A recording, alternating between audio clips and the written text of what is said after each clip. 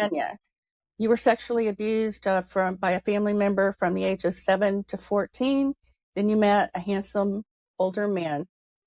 Floor is yours. Tell us your story. Yes, I did. I didn't know what love was. And, that's kind of like where that title came from. Like I didn't have a foundational grid on true love and what that felt like. And when I met my trafficker in an amusement park, I mentioned to him, some of the things that happened to me when I was a little girl. Like, for example, what happened between the ages of 7 and 14. And when I did that, he said to me something no one else ever said to me, and that was, "I'm sorry that happened to me." Like I'm sorry that happened to you. And he looked at me, it, it, eyes locked in, feeling like soul to soul.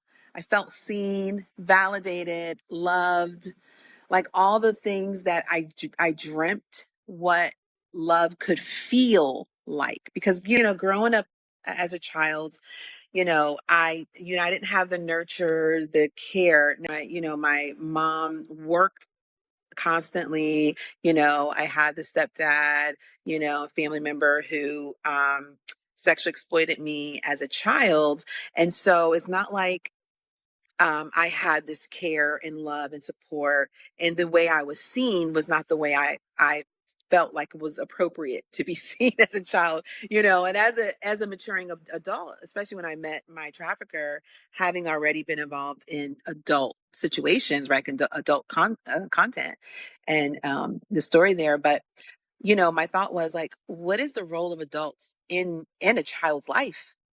And I had to be the adult. So to come into this space with this man who says to me, "I'm sorry that happened to you," that's something an adult should say, right? That's something adults take responsibility and accountability. And this is what we're talking about. We're talking about big tech, or we're talking about what's happening in schools, or we're talking about adults taking responsibility and acknowledging, "I'm the adult, this is the way we think, and you are a well-loved child," right? And understanding that space. So I all of that came crashing in with those words.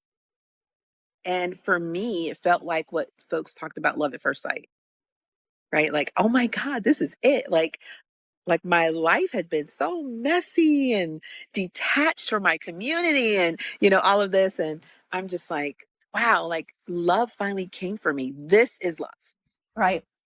He was you like know? your Romeo, your Prince Charming. Oh yeah, yeah, yeah. It didn't seem too good to be true. I just thought that he was 28, I was 18. I just thought he was an adult, like a healthy one. That's what I thought. I thought this is what a husband is like. I just, I just never, I had never seen it. I never experienced it, but this is what I thought. So during the time we shared together, the times we, were together for about 4 months before he revealed to me that he was a trafficker, AKA pimp. I He was amazing. I never experienced, someone taking care of me and providing for me. I didn't have to ask for anything. He paid my bills. I didn't need my bills paid. I've always been a independent individual, as you would say, like the adult in the room. Right before I started school, it was a couple days before school, he gives me a call and he says to me, "I want to talk to you about our future." And I'm super excited because we had been dating for 4 months, and that's good. Let's just start talking about our future. And he says to me, he said, "I'm going to say a word to you, and I want you to tell me what you think of when I say the word." And I'm like, "Okay." And he says, "Madam," and I'm like, "I don't know, stagecoaches in the 1820s." He says, "Good try, try again, madam." And I say, "I mean, I don't know. I guess it's an older woman who takes care of younger women and she promises to protect them. And, I guess, the younger women, they have sex and she gives for money. And they give her the money, like it's that kind of thing. And, they all live together in this house or whatever." And he says, "Yeah, exactly." And he says, "My mom is a madam." And when he says that to me, I'm like anyone else, like, oh, like I literally thought stagecoaches in 1820s.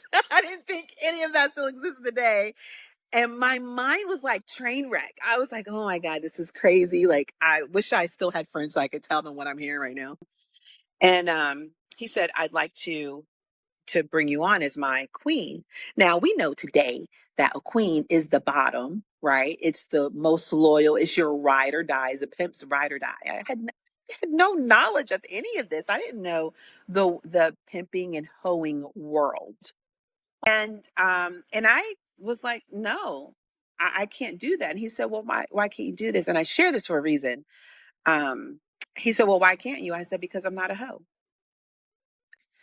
And so he said to me afterwards, he said, oh, you're not a hoe? I said, no. And he says, well, how many guys have you slept with up till now? Well, there had been a lot because I was a troubled child, you know, there had been a lot. And he was like, and you have a child, your baby's father, like, what is he doing? You're on welfare. Like, my girls are getting paid for what they're doing. So who's the real hoe? Judgment check. That is what happened to me. I didn't think, oh, he's trying to manipulate me. I didn't think about it. This is a man I've been dating who's had me on cloud 9 for 4 months. And you think you're in love with him, right? Or you are in love with him. I am in love with him. Absolutely. Whatever love I can drum up and feel, that is what I was doing. Yeah, he never had the intention of loving me. That was never his intent. Right. His intent was to exploit me, to use me for his own benefit, for his own good, whatever good was for him. Period. Right. To be his queen. To be his queen, to take the fall for him. So he never gets caught or get in trouble. Right. So he can keep his culture. This is the culture of it. This is what you do. This is your job. I'm the ride or die. And if when things come down to it, I will die. He will ride and I will die. Right. So that's the culture.